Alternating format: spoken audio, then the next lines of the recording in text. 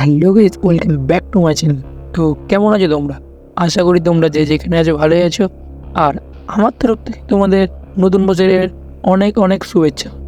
আর আজকে যে স্টোরিটা তোমাদের শোনাবো সেটা একটা সত্যি ঘটনার ওপরে। কিছু গল্প এমন আছে না যেটা আমাদের মনের মধ্যেই থেকে যায়, আর কিছু গল্প এমনও আছে না যেটা আমাদের ভিতর থেকে কাঁপিয়ে দেয়, আর কিছু গল্প এমনও আছে না যেটা আমাদের সাথেই ঘটে, যেটা আমরা কোনোদিন ভুলতে পারি না। হ্যাঁ, এই গল্পটা আমার সাথেই ঘটেছে। খুব ভয়ঙ্কর একটা ঘটনা, যেই ঘটনাটা আমি আজ পর্যন্ত ভুলতে পারি না। আর যখনই আমার এই কথাটা মনে আসে তখনই আমার শরীরটা ভেতর থেকে কাঁপুনি দিয়ে ওঠে। তোমাদের মনে হচ্ছে না আমি মিথ্যে কথা বলছি, কিন্তু এটা এতটাই সত্যি ঘটনা যে এটা তোমাদেরও শরীরে কাঁপুনি দেওয়ার ক্ষমতা রাখে। আগে আমি এই কথাটা বলতে খুব ভয় পেতাম, কিন্তু একদিন আমার পরিবারের একজন আমাকে জিজ্ঞাসা করলো, আর অনেক জোর করার পর আমি বললাম। জায়গাটা ছিল মিসৌরি, চারিদিকে পুরো কালো মেঘ ঢাকা, আর বরফে পুরো ঘরবাড়ি ঢাকা ছিল। আর গুরু তার বাড়ির সামনে বসেছিল। কালো মেঘগুলোকে দেখে এমন মনে হচ্ছিল যে তারা এক্ষুনি নেমে এসে পৃথিবীটাকে ধ্বংস করে দেবে। আকাশে মেঘের গর্জনের আওয়াজ শুরু হয়ে যায়। গুরুর স্ত্রী তাকে ঘরে আসার জন্য বলল, কিন্তু তার নজর শুধু মাত্র একটা পুতুলের ওপর ছিল। অর্ধেক পোড়া একটা পুতুল, আর জামা কাপড়গুলো ছিল ছেঁড়া, আর পুতুলটার চোখগুলো পুরো পুড়ে গিয়েছিল, চুলগুলো অর্ধেক পুড়ে গিয়েছিল। গুরু তার রুমালটা দিয়ে সেই পুতুলটাকে জড়িয়ে রেখেছিল। পুতুলটাকে দেখে এমন মনে হচ্ছিল যে সেটাকে কোনো একটা নোংরা জায়গা থেকে এক্ষুনি তুলে এনেছে। গুরুর স্ত্রী তাকে জিজ্ঞাসা করলো, কি দেখছো এমন করে? গুরু বলল, কিছু না, এমনি। তার স্ত্রী বলল, এমনি কেন? বলো না কি হয়েছে? এই পুতুলটাকে এরকম দুঃখের নজরে দেখছো কেন? গুরু বলল, কিছু না নেহা, এমনি। তার স্ত্রী বলল, এমনি মানেটা কি?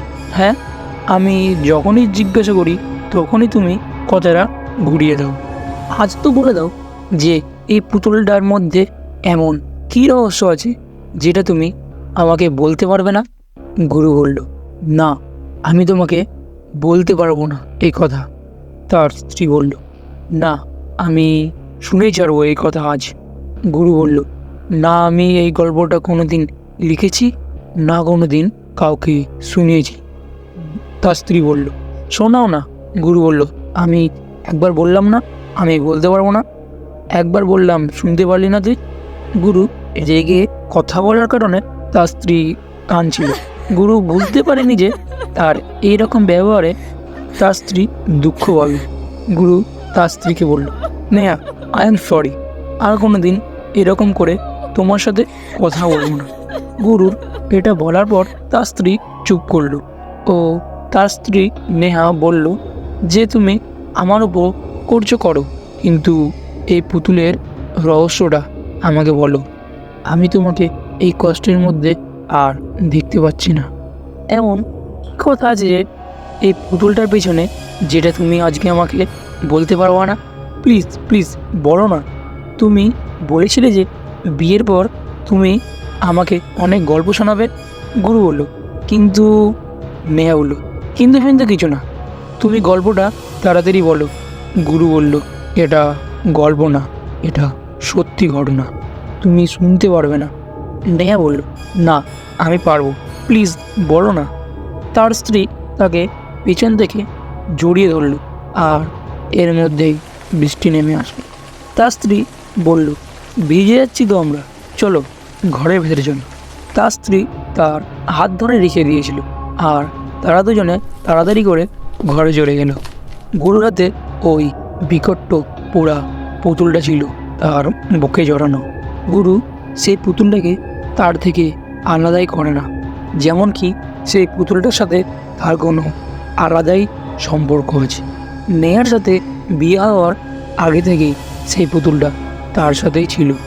সে ওই পুতুলটার দিকে একভাবেই তাকিয়ে থাকতো। সে ওই পুতুলটার পোড়া চোখগুলোকে আর চুলগুলোকে ঠিক করতো, আর সে ওই পুতুলটাকে নিয়ে ঘুমাতো। কোনো সময় যখন ঘুমের মধ্যে সে কোনো খারাপ স্বপ্ন দেখে চমকে যেত, তখন সে ওই পুতুলটাকে জড়িয়ে কাঁদতো।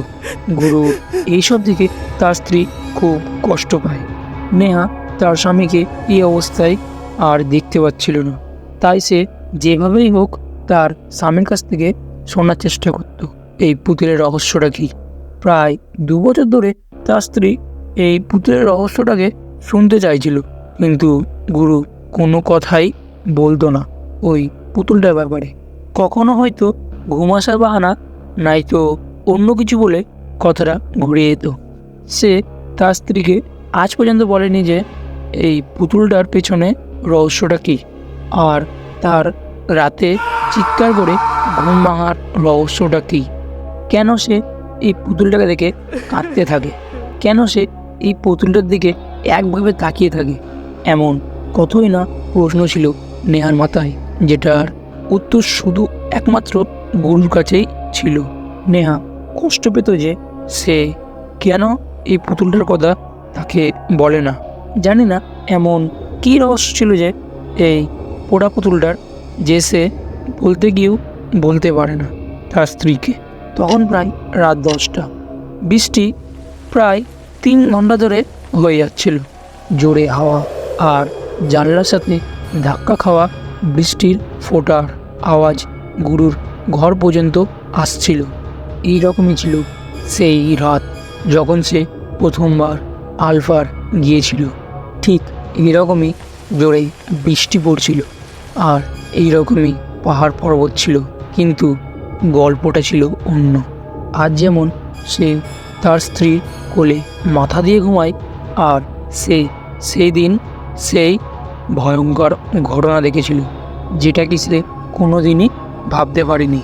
এমন কী হয়েছিল সেইখানে যে সে এখনও ঘুমাতে পারে না। তো ফাইনালি গাইস, স্টোরিটা তোমাদের কেমন লেগেছে? আশা করি স্টোরিটা তোমাদের খুব ভালো লেগেছে। আর স্টোরিটার এটা হচ্ছে ফার্স্ট এপিসোড, আর সেকেন্ড এপিসোড তাড়াতাড়ি আসবে।